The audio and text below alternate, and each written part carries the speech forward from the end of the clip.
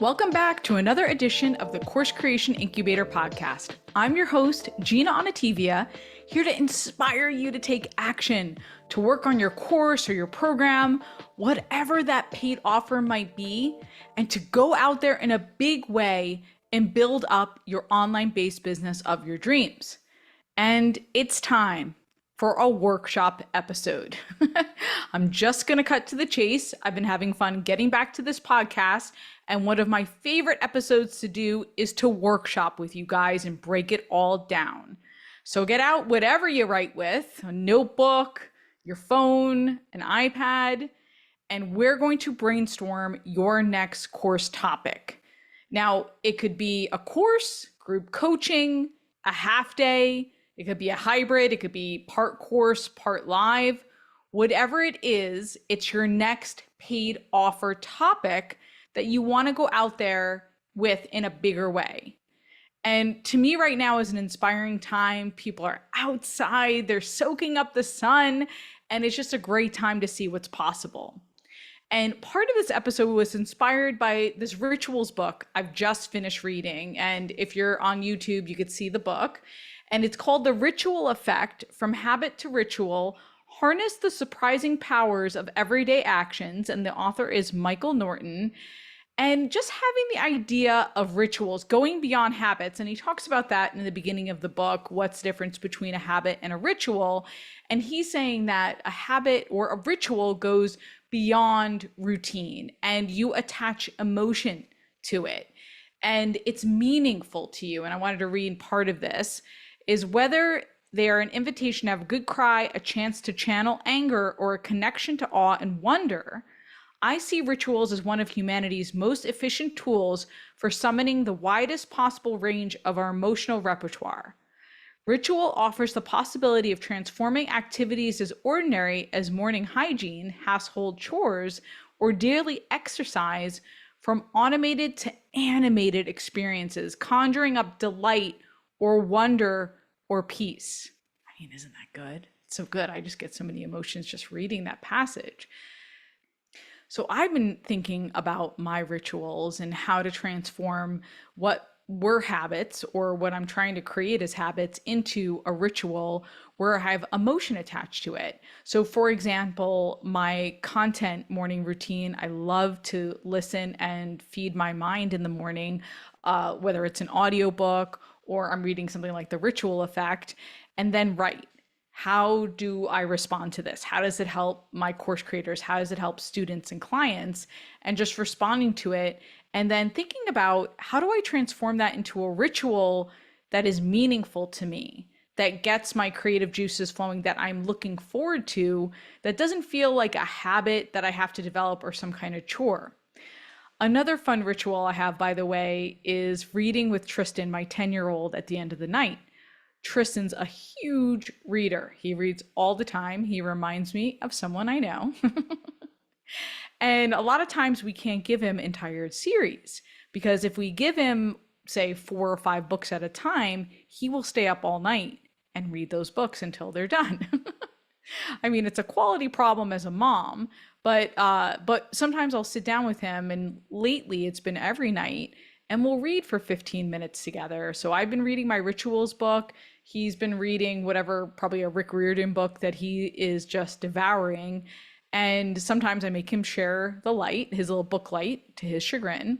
But it's special to me because it's our time. I'm attaching a really cozy emotion to it, and it's become one of our favorite new rituals. So I'm reading this to encourage you to create some rituals, not just around your course creation and your business, but maybe around your family, maybe about your personal life, because I think it does make us the better for it. And I think that's the argument that Michael Norton is making throughout this book.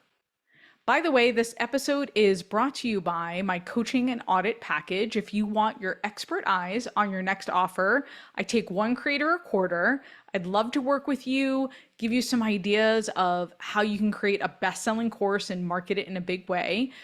CourseCreationBoutique.com/audit to apply, and would love to work with you. All right, let's jump into our workshop and brainstorm your next program topic. And I just did this with 2 different clients. One is putting out a new offer in the fall, so it's rather immediate, and another client who's going to put out their offer probably in about 6 months.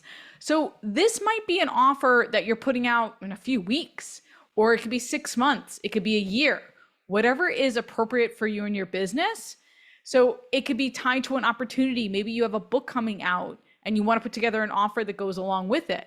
Some of you are getting booked out with podcasts. And I've been talking to some of you saying, Gina, booking more podcasts. I'd love to get an offer out that goes along with that. What should I do? What does that offer look like? So that's what today is about, brainstorming your next course topic or whatever, again, your program is, and to come up with different options and how to know where to go next. Step 1, I want you to think about what you've been seeing and feeling and working with and digesting and kind of taking it all in. What have you been brainstorming about? What have you been taking in over the last few weeks or even months or maybe even years? I was just working with Bo Eason, who's been on this podcast. I talk about Bo all the time, ex-NFL player, storyteller, trainer. And Bo is very passionate about what's going on in the world. And we were just collaborating about his next topic. And he was saying that with all the things going on in the world, with all the distractions, how do people still stay loyal to their dreams? How do we do that? And I talked a little bit about dreams in the last episode and how Bo asked this really critical question about what makes the boat go faster.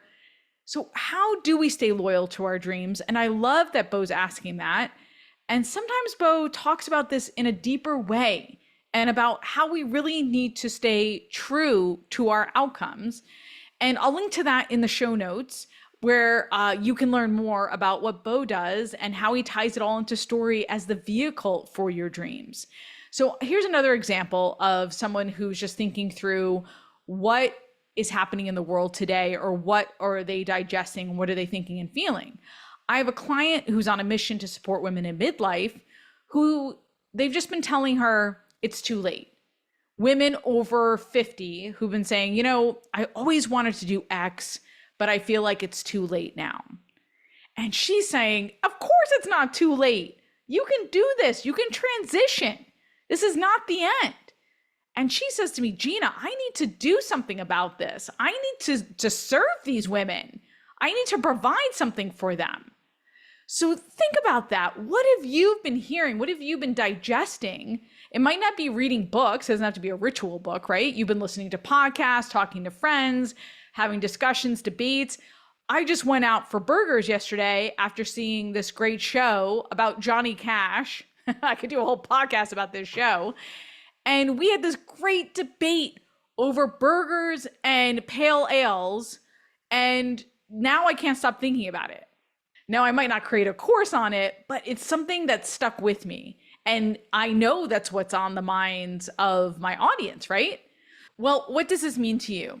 All right. So you don't have to start with a structure. A lot of times on this podcast, I'm like, we're starting with a structure, right? I'm actually giving steps to this workshop. But here, I'm okay with you brainstorming and throwing something against the wall and just downloading and even journaling. And I know I talked to some of you who said, Gina, I don't journal. That's okay. Sometimes I have trouble journaling as well, but I love downloading. So pick up your phone and record some audios. That's great too. Just get it down, get it out of your head and into some kind of format, whiteboard it where you can think about it. So that's step 1. How are you feeling? What are you feeling? What is being talked about? What are you digesting? I want to start with you as a content creator and as a course creator because it comes from the heart, it comes from you. And if you're having strong feelings, it's likely because others are having strong feelings. That's step 1. Step 2, we're going to bring it down always, always, always to our audience. What does our audience need? What do they want? What are they saying? Getting the pulse of that. And if you don't have a pulse of that, well, let's go find out. Now, if you already have clients or students, you can pick from what the conversations are happening. If you're having one-to-ones, if you're a coach or consultant, you're on the front lines with them, which I love. You know exactly what they're feeling. You'll notice recurring topics or problems that keep coming up. And this can be a natural next step in terms of your topic. So I just did this process with another client. I mentioned that up front, and they had some new surveys that they had just sent me, and they were so insightful because these moms just got back into the workforce, and their comments were so powerful about their frustration with their bosses, with their husbands or their partners. Sometimes they felt frustration with their mother-in-law, right? And the people who were supposed to help them, the grandparents. So, and the guilt, P.S., the guilt was insane to read, but it was so real and authentic. That's the kind of detail you can only get from surveys or polls or asking for feedback. That's the kind of great, juicy detail that you want. And I've been doing a few calls for another client. Yes, this is why I'm talking right now. So many different clients swirling around and hearing desires. So there's frustrations and challenges that you want to hear, but there's also the desire and the dreams, right? What's the dream that they're not fulfilling on right now?